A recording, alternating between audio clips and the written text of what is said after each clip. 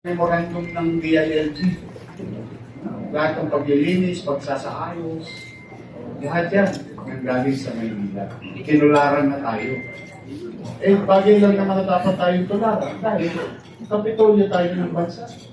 Dapat ang tinutularan dito, pag-unlad, kaayusan, kapanatagan. Eh, ngayon, balikat na. Number 1 na tayo. Number 1 na tayo sa crime rate.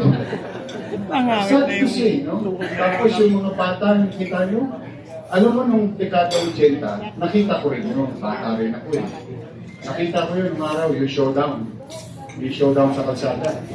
May nagagis ng pillbox sa sasagot ko nito. Ibril mo, kalagitna ng highway, nagbabatuhan mga bata.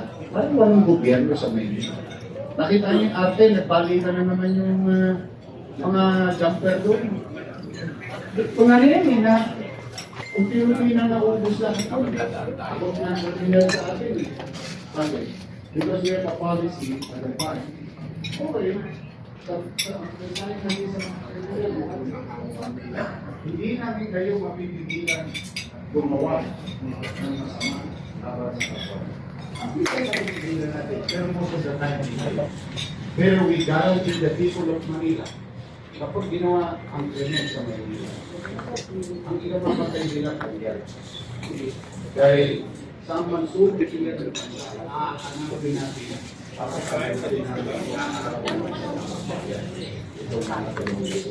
umaalala niya, di ba? A day or two, sold agad. O ginawang krimen.